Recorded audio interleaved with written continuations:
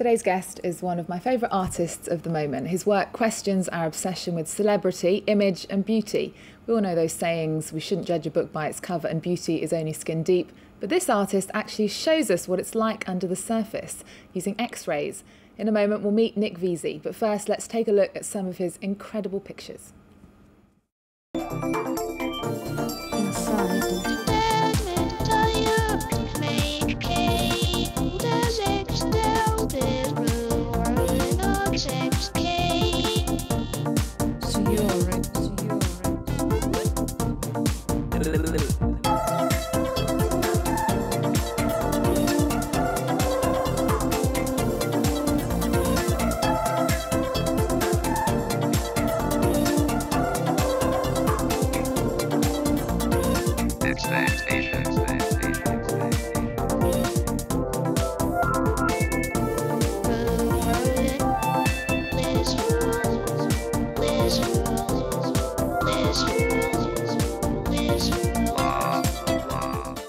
He's here for his first exhibition in France called Fashion X-ray. Nick, welcome to the show. Thank you. Now, let's just start by telling us how this all started, this fascination with X-rays. Well, I was a photographer working with traditional film-based cameras, struggling really, and I had a lucky break where I was asked to take an X-ray of a cola can.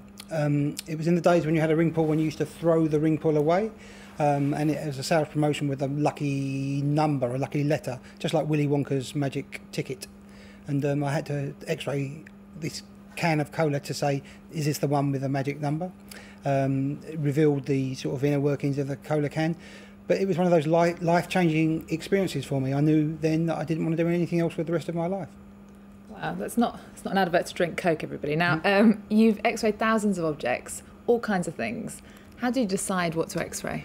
Well, there are two factors really. The first thing is, will it be interesting as an X-ray? Will it make a beautiful X-ray picture? And the second thing, is it relevant? You know, does it have a place in a project that I'm working on, part of an exhibition or whatever?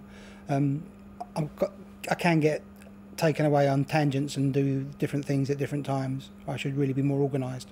Now tell us, what are you trying to do with this work? I mean, what's the meaning behind it? Well, obviously the meaning is look beyond the surface. In the busy lives that we all lead, we don't have time really to consider how lucky we are to be alive. And hopefully when you look at my work, you can appreciate things for what they're made of, how they function from the inside out. Now the results are absolutely incredible, but it's not an easy process, is it? It's a very laborious, slow process using radiation, which is obviously dangerous. It's an old technology invented at the turn of the 19th, 20th century. The principle of the technology hasn't moved on much. It's quite a slow way of working. It's pretty expensive as well, isn't it? Yeah, slow, expensive, but in some ways necessity is the mother of invention, so I find new ways of working, of solving complex problems like X-raying the large things. You just saw an X-ray of a plane. It's very complicated to do. It takes 1 year to X-ray a plane. Wow. Okay, well let's focus on one image in particular. I want to focus on one that you did of a bus. Mm-hmm. We'll be able to see it coming up on the screen in a moment. Tell us how you did that. Well, that really is two separate pictures. The bus was X-rayed empty.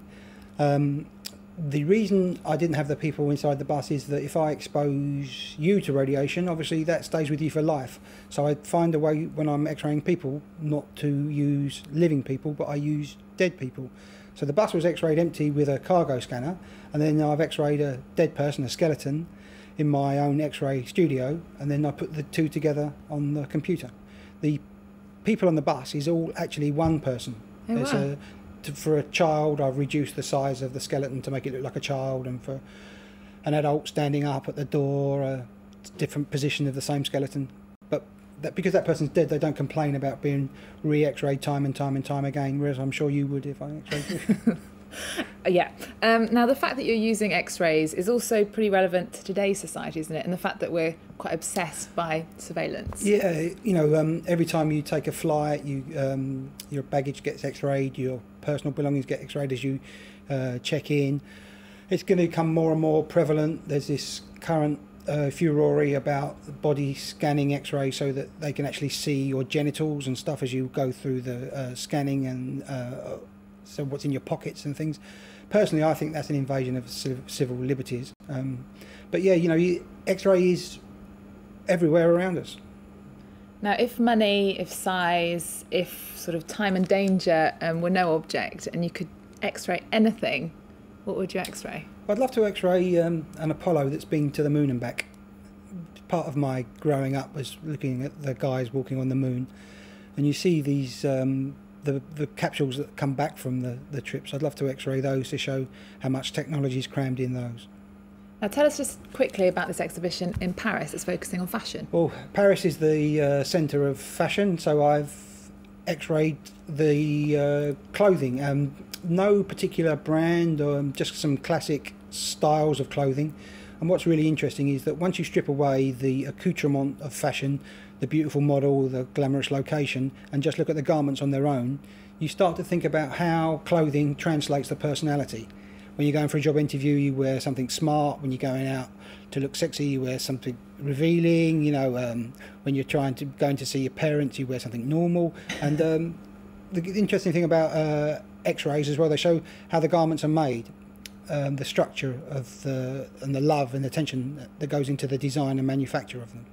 Okay, well that's definitely an exhibition worth visiting here in Paris. Nick, thank you so much for being our guest today. Thank you. And just a reminder, the exhibition Fashion X-ray is on at the Espace Le Valais at the Valais Village in Paris until September. That brings us to the end of the show. Thanks for joining us. There's more culture on our website at france24.com and on Facebook and on Twitter. We'll leave you now with some images of Nick Veazey's amazing work, and I'll see you tomorrow.